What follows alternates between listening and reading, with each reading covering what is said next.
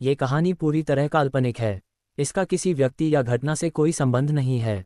अगर आपको कहानी पसंद आए तो लाइक, शेयर और सब्सक्राइब करना न भूलें। अब बिना किसी देरी के कहानी शुरू करते हैं। 3 दिन बीत चुके थे। डॉक्टर समर मेहरा अस्पताल में भर्ती थे। उनकी हालत अब खतरे से बाहर थी, लेकिन डॉक्टरों ने उन्हें आराम करने की सलाह दी थी। आरव हर दिन उनसे मिलने जाता, मगर समर सिर्फ एक ही बात कहते, तिजोरी खोलो, तुम्हें सारे जवाब वहीं मिलेंगे। आरव ने अपनी जेब से सूरज के निशान वाली धातु की चाबी निकाली। वह, अनाया, कबीर और सिया एक बार फिर सूर्य भवन के गुप्त कक्ष में पहुंचे। कमरे के सबसे पीछे लगी एक बड़ी लकड़ी की अलमारी हटाई गई। उसके पीछे मोटे लोहे का एक दरवाज़ा दिखाई दिया। बीच में सूरज का वही निशान बना था। आरव ने चाबी ताले में डाली। खट खट क्लिक, बरसों से बंद तिजोरी धीरे धीरे खुलने लगी। अंदर न सोना था, न हीरे, न कोई हथियार, सिर्फ 3 चीजें रखी थीं। एक पुराना लिफाफा, एक पारिवारिक तस्वीर और देवेंद्र सिंह की हाथ से लिखी हुई डायरी। आरव ने कांपते हाथों से लिफाफा खोला। पहले ही पन्ने पर लिखा था, मेरे बेटे आरव के नाम। उसकी आंखें भर आईं। वह पढ़ने लगा, अगर तुम ये पत्र पढ़ रहे हो तो इसका मतलब है कि तुमने नफरत से नहीं, इंसानियत से लड़ाई जीती है। मुझे तुम पर गर्व है। आरव की आंखों से आंसू टपकने लगे। पत्र आगे लिखा था, बेटा, याद रखना, हर लड़ाई जीतना जरूरी नहीं होता, लेकिन हर जीत के बाद इंसान बने रहना सबसे जरूरी होता है। सिया चुपचाप रो रही थीं। अनाया ने उनका हाथ थाम लिया। आरव ने अगला पन्ना खोला। उस पर देवेंद्र की आखिरी इच्छा लिखी थी, प्रोजेक्ट सूर्य को यहीं समाप्त कर देना। कबीर चौंक गया। क्या? देवेंद्र ने आगे लिखा था, अगर यह मिशन हमेशा चलता रहा तो हर पीढ़ी को मेरी तरह अपना परिवार खोना पड़ेगा। मैं नहीं चाहता कि मेरा बेटा वही दर्द दोहराए। कमरे में गहरा सन्नाटा छा गया। आरव ने पत्र सीने से लगा लिया। उसे पहली बार समझ आया, उसके पिता की सबसे बड़ी जीत किसी दुश्मन को हराना नहीं, बल्कि अपने बेटे को सामान्य और सुरक्षित जीवन देना था। तभी सूर्य भवन के बाहर किसी गाड़ी के रुकने की आवाज़ आई। कबीर खिड़की की ओर भागा। आरव, सरकारी जांच आयोग की गाड़ियां हैं, वे यहाँ आ गए हैं। आरव ने देवेंद्र की डायरी बंद की। उसने शांत स्वर में कहा, अब समय आ गया है इस मिशन का अंत उसी सम्मान के साथ करने का, उद्धरण चिन्ह ... जिसके लिए पापा ने अपनी पूरी जिंदगी लगा दी थी। लेकिन बाहर खड़ा एक अधिकारी एक मुहरबंद फाइल लेकर आया। फाइल पर लाल अक्षरों में लिखा था, गोपनीय, केवल आरव देवेंद्र सिंह खोले। आरव ने फाइल हाथ में ली। उसे नहीं पता था कि यह फाइल उसके पिता की कहानी का अंत लिखेगी या उसकी अपनी कहानी की नई शुरुआत। आरव ने कांपते हाथों से मुहरबंद फाइल खोली। अंदर एक सरकारी दस्तावेज था। सबसे ऊपर लिखा था, विशेष जांच आयोग, अंतिम निर्णय। उसने पढ़ना शुरू किया। देवेंद्र सिंह को मरणोपरांत राष्ट्रवीर सम्मान प्रदान किया जाता है। सिया की आंखों से खुशी के आंसू बह निकले। 20 साल बाद उनके पति का नाम पूरी तरह सम्मान के साथ वापस लौट आया था। लेकिन फाइल का आखिरी पन्ना अलग था। उस पर सिर्फ एक चिट्ठी रखी थी। उसमें लिखा था, आरव, ये चिट्ठी सरकार की नहीं, मेरी है, डॉक्टर समर मेहरा। आरव ने चिट्ठी खोली। देवेंद्र ने अपनी आखिरी इच्छा तुम्हें बता दी, लेकिन एक सच ऐसा है जो उन्होंने मुझसे कहा था कि सही समय आने पर ही बताना। सूर्य भवन की छत पर लगा पुराना ध्वज स्तंभ। उसके नीचे एक छोटा सा समय पात्र टाइम कैप्सूल दबा है। उसमें तुम्हारे बचपन की एक निशानी और देवेंद्र का आखिरी वीडियो है। उसे देखकर तुम समझ जाओगे कि उन्होंने मिशन बंद करने का फैसला क्यों लिया। शाम होते ही आरव, अनाया, कबीर और सिया सूर्य भवन की छत पर पहुंचे। पुराना ध्वज स्तंभ जंग खा चुका था। काफी मेहनत के बाद उन्होंने उसके नीचे की मिट्टी हटाई। कुछ देर बाद लोहे का एक छोटा डिब्बा दिखाई दिया। आरव ने उसे सावधानी से खोला। अंदर एक छोटी सी लकड़ी की कार थी। उसे देखते ही सिया मुस्कुरा दी। ये तुम्हारा पसंदीदा खिलौना था। उसके नीचे एक छोटी पेन ड्राइव रखी थी। कबीर ने उसे लैपटॉप में लगाया। स्क्रीन पर देवेंद्र सिंह दिखाई दिए। इस बार उनकी आंखों में मिशन का जोश नहीं, एक पिता का प्यार था। उन्होंने मुस्कुराकर कहा, अगर तुम यह वीडियो देख रहे हो तो शायद तुमने मेरी हर अधूरी लड़ाई पूरी कर दी है। अब एक आखिरी काम करो, अपने परिवार के साथ जीना सीखो, क्योंकि जीत वही है जिसमें घर भी बचा रहे और रिश्ते भी। वीडियो समाप्त हो गया। आरव ने चुपचाप अपनी माँ और अनाया की ओर देखा। उसे महसूस हुआ कि उसके पिता ने उसे सिर्फ सच की लड़ाई नहीं, बल्कि जीवन जीने का तरीका भी सिखाया था। उसी समय सूर्य भवन के ऊपर सूरज की आखिरी किरण पड़ी। मानो देवेंद्र सिंह की कहानी आखिरकार अपने सही अंत तक पहुंच गई हो। देवेंद्र सिंह का आखिरी वीडियो समाप्त हो चुका था। सूर्य भवन की छत पर गहरा सन्नाटा छाया हुआ था। आरव ने लकड़ी की छोटी कार को अपने हाथों में उठाया। उसे याद आया कि बचपन में उसके पास ऐसी ही एक कार थी, लेकिन एक दिन वह अचानक गायब हो गई थी। सिया मुस्कुराई। तुम्हारे पापा ने इसे संभाल कर रखा था। वे कहते थे एक दिन आरव बड़ा होगा तब उसे ये लौटाऊंगा। आरव की आंखें नम हो गईं। उसने धीरे से कहा, काश वह दिन उनकी जिंदगी में भी आता। अनाया उसके पास आकर खड़ी हो गई। कुछ लोग चले जाते हैं, लेकिन उनके सपने और संस्कार हमेशा साथ रहते हैं। उसी समय कबीर को एक फ़ोन आया। उसने कॉल उठाए। कुछ देर सुनने के बाद उसके चेहरे पर मुस्कान आ गई। आरव, एक खुशखबरी है। सरकार ने सूर्य भवन को राष्ट्रीय स्मारक घोषित करने का फैसला किया है। सिया की आंखों से खुशी के आंसू बह निकले। अब लोग देवेंद्र को एक गद्दार नहीं, एक सच्चे नायक के रूप में याद करेंगे। 1 महीने बाद सूर्य भवन के सामने एक बड़ा समारोह आयोजित किया गया। देश भर से लोग वहां आए। देवेंद्र सिंह की प्रतिमा का अनावरण होना था। जैसे ही पर्दा हटा, तालियों की गड़गड़ाहट पूरे परिसर में गूंज उठी। आरव मंच पर पहुंचा। उसने माइक संभाला और कहा, मेरे पिता ने मुझे सिखाया कि सच की राह कठिन हो सकती है, लेकिन अंत में वही राह इंसान को सम्मान देती है। ये सम्मान सिर्फ देवेंद्र सिंह का नहीं, उन सभी लोगों का है जिन्होंने सच का साथ दिया। पूरा मैदान तालियों से गूंज उठा। समारोह समाप्त होने के बाद आरव, सिया, अनाया और कबीर प्रतिमा के सामने खड़े थे। आरव ने आसमान की ओर देखा और मुस्कुराया, पापा, अब आपका सपना अधूरा नहीं है। उसी समय एक छोटी बच्ची अपने पिता का हाथ पकड़कर प्रतिमा के पास आई। उसने मासूमियत से पूछा, पापा, ये कौन है? उसके पिता ने मुस्कुराकर जवाब दिया, बेटा, ये वो इंसान है जिन्होंने सच के लिए सब कुछ दांव पर लगा दिया। आरव ने वह बात सुनी। उसके चेहरे पर सुकून भरी मुस्कान आ गई। उसे लगा यही उसके पिता की असली जीत थी, और उसी क्षण उसके दिल में वर्षों से चल रही लड़ाई पूरी तरह शांत हो गई। देवेंद्र सिंह की प्रतिमा के अनावरण को 6 महीने बीत चुके थे। आरव की जिंदगी अब पहले जैसी नहीं रही थी। हर सुबह वह अपनी मां सिया के साथ चाय पीता, फिर सूर्य भवन जाता, जहां अब एक संग्रहालय और शोध केंद्र बनाया जा चुका था। वहां आने वाले बच्चों को वह सिर्फ अपने पिता की कहानी नहीं सुनाता था, बल्कि यह भी सिखाता था कि सच, ईमानदारी और परिवार, इन 3 चीज़ों की कीमत सबसे ज्यादा होती है। एक दिन आरव अपनी मां के कमरे में गया। सिया पुराने एल्बम देख रही थीं। एक तस्वीर देखकर वह मुस्कुराईं। देखो, ये तुम्हारा 5वां जन्मदिन था। आरव ने तस्वीर हाथ में ली। उसमें देवेंद्र उसे अपने कंधों पर बैठाए हंस रहे थे। आरव की आंखें नम हो गईं। काश मैं उनके साथ कुछ और साल बिता पाता। सिया ने उसके सिर पर हाथ फेरा। बेटा, रिश्ते समय से नहीं, यादों और प्यार से बड़े होते हैं। उसी शाम अनाया सूर्य भवन पहुंची। उसके हाथ में एक लिफाफा था। आरव, मुझे दूसरे शहर में एक बड़ी जिम्मेदारी मिली है, लेकिन मैं जाने से पहले तुमसे एक बात कहना चाहती हूँ। आरव मुस्कुराया। कहो। अनाया कुछ पल चुप रही, फिर बोली, हमने साथ में दर्द देखा, साथ में संघर्ष किया, और साथ में जीत भी हासिल की। अगर तुम चाहो तो मैं सिर्फ तुम्हारी साथी नहीं, उद्धरण चिन्ह ... तुम्हारे जीवन की हमसफर भी बनना चाहती हूँ। आरव कुछ क्षण तक उसे देखता रहा। उसकी आंखों में वही अपनापन था जो हर मुश्किल में उसके साथ खड़ा रहा था। आरव ने धीरे से उसका हाथ थाम लिया। मैंने बहुत कुछ खोया है, लेकिन अब मैं तुम्हें कभी खोना नहीं चाहता। अनाया की आंखें भर आईं। सिया दूर खड़ी दोनों को देख रही थीं। उनके चेहरे पर वर्षों बाद सच्ची मुस्कान थी। उन्होंने मन ही मन कहा, देवेंद्र, आज हमारा बेटा सचमुच अपनी नई जिंदगी की शुरुआत कर रहा है। सूर्य भवन के आंगन में हल्की हवा चली। डूबते सूरज की किरणें प्रतिमा पर पड़ रही थीं। ऐसा लगा मानो समय ने आखिरकार हर जख्म पर मरहम रख दिया हो। 2 महीने बाद सूर्य भवन का आंगन रंग बिरंगी रोशनियों से जगमगा रहा था। आज वहां किसी मिशन की तैयारी नहीं थी, न कोई खतरा, न कोई साजिश। आज पूरे परिवार के चेहरों पर सिर्फ खुशी थी। सिया ने आरव के कंधे पर हाथ रखते हुए कहा, आज तुम्हारे पापा होते तो सबसे ज्यादा खुश वही होते। आरव ने मुस्कुराकर उनकी ओर देखा। माँ, मुझे लगता है वो आज भी यहीं हैं। उसी समय अनाया लाल रंग के खूबसूरत परिधान में आंगन में आई। उसे देखते ही कुछ पल के लिए पूरा माहौल जैसे ठहर गया। आरव की नज़रें उसी पर टिक गईं।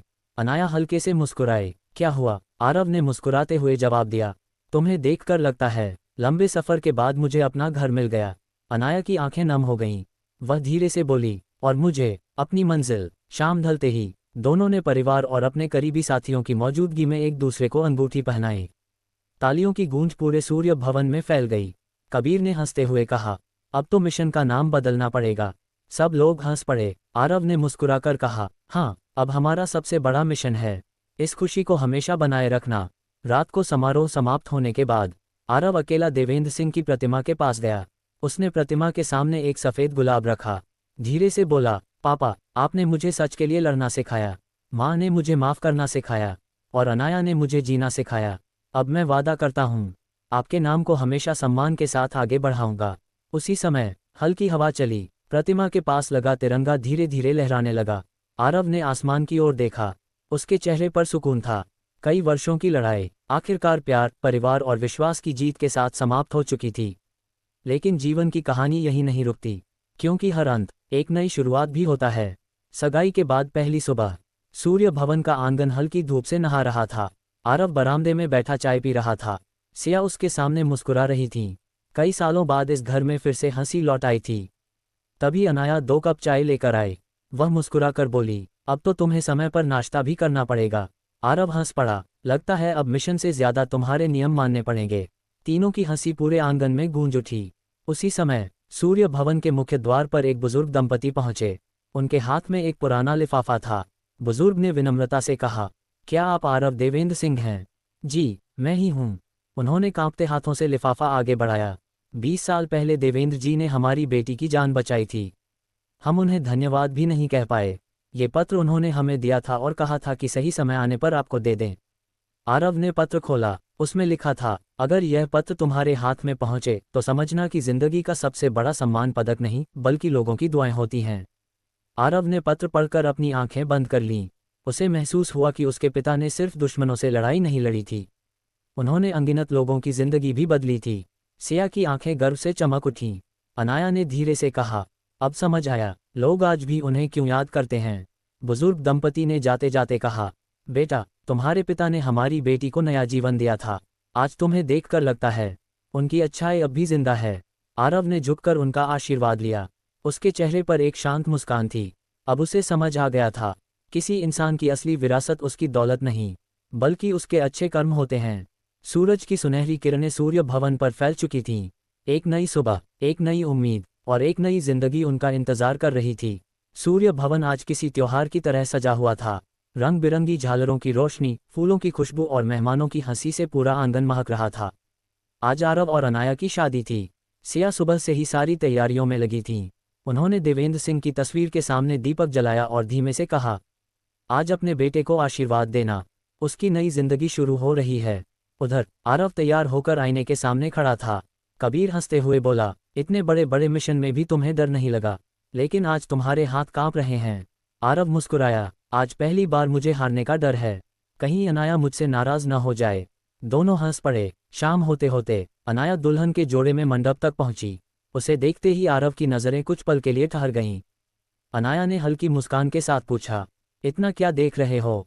आरव ने धीरे से कहा, मैं उस इंसान को देख रहा हूँ जिसने मेरी टूटी हुई जिंदगी को फिर से जीना सिखाया। अनाया की आंखें नम हो गईं। मंडप में मंत्रों की गूंज शुरू हुई। दोनों ने एक दूसरे का हाथ थामा। 7 फेरे लेते समय आरव ने मन ही मन एक वादा किया, अब चाहे कैसी भी मुश्किल आए, मैं अपने परिवार का साथ कभी नहीं छोड़ूंगा। फेरे पूरे होते ही सभी ने तालियों के साथ उन्हें आशीर्वाद दिया। सिया ने दोनों को गले लगा लिया। आज मेरा परिवार फिर से पूरा हो गया। उसी समय हवा का एक हल्का झोंका आया। देवेंद्र सिंह की तस्वीर के सामने रखा दीपक और तेजी से जल उठा। सिया मुस्कुराईं, देखा, तुम्हारे पापा भी आज हमारे साथ हैं। रात को विदाई के बाद आरव और अनाया सूर्य भवन की छत पर खड़े थे। आसमान में अनगिनत तारे चमक रहे थे। अनाया ने धीरे से कहा, इतनी लंबी लड़ाई के बाद क्या अब सचमुच सब ठीक हो जाएगा? आरव ने उसका हाथ थाम लिया। हाँ, अब हम डर के लिए नहीं, अपने सपनों के लिए जिएंगे। दोनों ने आसमान की ओर देखा। नई सुबह उनका इंतजार कर रही थी। शादी को 3 महीने बीत चुके थे। सूर्य भवन अब पहले से भी ज्यादा जीवंत लगने लगा था। आंगन में सुबह की धूप खिलती, सिया तुलसी में जल चढ़ाती और अनाया पूरे घर में हंसी बिखेर देती। आरव ने भी वर्षों बाद अपने भीतर एक अजीब सी शांति महसूस की। अब उसकी सुबह किसी मिशन की योजना से नहीं बल्कि परिवार के साथ चाय पीने से शुरू होती थी। एक दिन आरव और अनाया देवेंद्र सिंह की प्रतिमा के सामने बैठे थे। अनाया ने मुस्कुराते हुए पूछा, अगर आज पापा हमारे बीच होते तो सबसे पहले क्या कहते? आरव कुछ देर चुप रहा, फिर मुस्कुराकर बोला, वो कहते, काम में ईमानदारी रखना और घर में प्यार, तभी जिंदगी पूरी होती है। दोनों हंस पड़े। उसी समय सिया हाथ में एक छोटा सा डिब्बा लेकर वहां आईं। ये तुम्हारे पापा की आखिरी निशानी है। आरव ने डिब्बा खोला। उसमें एक पुरानी कलाई घड़ी थी। घड़ी के पीछे खुदा हुआ था, समय बदलता है लेकिन अच्छे कर्म हमेशा याद रहते हैं। आरव ने वह घड़ी अपनी कलाई पर पहन ली। उसे लगा जैसे उसके पिता का आशीर्वाद हमेशा उसके साथ रहेगा। शाम को सूर्य भवन में गांव के कई बच्चे आए। आरव ने उन्हें पढ़ाई, ईमानदारी और हिम्मत की छोटी छोटी बातें बताईं। बच्चों में से एक ने मासूमियत से पूछा, अंकल, क्या हीरो सच में होते हैं? आरव मुस्कुराया। उसने देवेंद्र सिंह की प्रतिमा की ओर देखा और फिर बच्चों से कहा, हाँ, हीरो वही होता है जो सही काम करे, चाहे कोई देखे या न देखे। बच्चों ने तालियां बजाईं। अनाया ने गर्व से आरव की ओर देखा। उसे महसूस हुआ कि अब आरव सिर्फ देवेंद्र सिंह का बेटा नहीं, बल्कि उनके मूल्यों का सच्चा उत्तराधिकारी बन चुका था। सूरज धीरे धीरे ढल रहा था। आकाश सुनहरे रंग में रंग चुका था। आरव ने मन ही मन कहा, पापा, अब आपकी कहानी सिर्फ किताबों में नहीं, लोगों के दिलों में जिंदा रहेगी। और उसी पल एक नई पीढ़ी के लिए उम्मीद की नई किरण जन्म ले चुकी थी। बरसात की पहली फुहारें सूर्य भवन की छत पर गिर रही थीं। आरव बरामदे में बैठा अपने पिता की पुरानी कलाई घड़ी देख रहा था।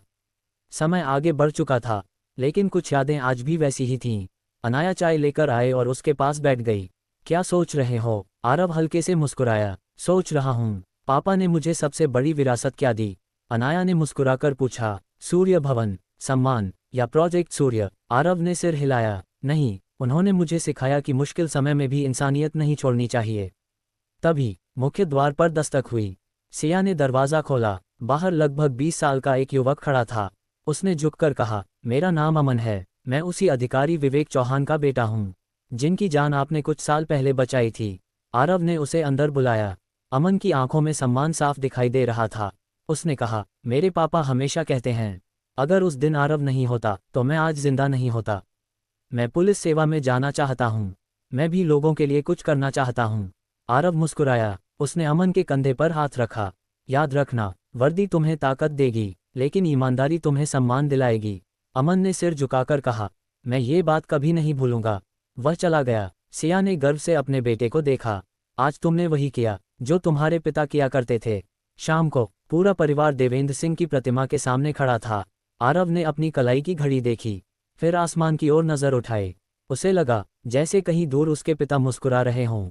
उसने मन ही मन कहा, पापा, अब आपकी विरासत किसी इमारत या मिशन में नहीं, बल्कि उन लोगों के दिलों में है जो सच और इंसानियत का रास्ता चुनेंगे। हल्की हवा चली। प्रतिमा पर चढ़े फूलों की कुछ पंखुड़ियां उड़कर आरव के पैरों के पास आ गिरीं। आरव ने उन्हें उठाया और मुस्कुराया। यह उसकी जिंदगी का सबसे बड़ा सम्मान था। 5 साल बाद सूर्य भवन अब सिर्फ एक इमारत नहीं था, वह सच, साहस और उम्मीद का प्रतीक बन चुका था। देश भर से लोग वहां आते, देवेंद्र सिंह की कहानी सुनते और यह सीख लेकर लौटते कि सच्चाई की राह कठिन जरूर होती है, लेकिन अंत में वही सबसे बड़ी जीत दिलाती है। आरव और अनाया अब एक खुशहाल जीवन जी रहे थे। उनकी एक छोटी सी बेटी थी, आर्या। आर्या हर शाम अपने दादा देवेंद्र सिंह की प्रतिमा के पास जाकर एक फूल रखती और मासूमियत से पूछती, पापा, दादाजी इतने बहादुर कैसे थे? आरव मुस्कुराकर उसे गोद में उठा लेता, क्योंकि उन्होंने कभी अपने डर को अपने फैसलों से बड़ा नहीं होने दिया। आर्या फिर पूछती, क्या मैं भी उनके जैसी बन सकती हूँ?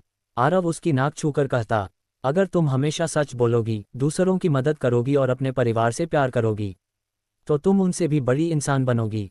पास खड़ी सिया की आंखें खुशी से भर जातीं। उन्हें लगता 20 साल पहले जो परिवार बिखर गया था, आज वही परिवार फिर से मुस्कुराना सीख गया है। उस शाम सूरज धीरे धीरे डूब रहा था। पूरा आकाश सुनहरी रोशनी से भर गया था। आरव अकेले देवेंद्र सिंह की प्रतिमा के सामने पहुंचा। उसने सफ़ेद गुलाब रखा और धीमे से कहा, पापा, मैंने आपका मिशन पूरा किया, लेकिन उससे भी ज्यादा मैंने आपका सपना पूरा किया। आज हमारा परिवार फिर से एक है। हवा का हल्का झोंका चला। प्रतिमा के पीछे लगा तिरंगा लहराने लगा। आरव की आंखें बंद हो गईं। उसे ऐसा महसूस हुआ जैसे उसके पिता की आवाज़ फिर से उसके कानों में गूंज रही हो, बेटा, इंसान की सबसे बड़ी जीत उसके दुश्मनों पर नहीं, बल्कि अपने डर पर होती है। आरव ने आंखें खोलीं। उसके चेहरे पर संतोष था। न कोई अधूरा सवाल, न कोई अधूरी लड़ाई, सिर्फ एक परिवार, एक नई पीढ़ी और अनगिनत यादें। अनाया उसके पास आकर खड़ी हो गई। उसने आरव का हाथ थाम लिया। दोनों ने डूबते सूरज को देखा। आर्या दौड़ती हुई आई और दोनों का हाथ पकड़ लिया। तीनों एक साथ मुस्कुराए। यही था अनकही मोहब्बत का असली अंत। एक ऐसी मोहब्बत जो सिर्फ दो दिलों के बीच नहीं, बल्कि परिवार, विश्वास, त्याग और इंसानियत के बीच हमेशा जिंदा रहेगी। समाप्त। तो चलिए, कहानी यही समाप्त होती है। कहानी अच्छी लगी हो तो लाइक शेयर करना ना भूले। चलिए मिलते हैं दूसरी कहानी में। समाप्त।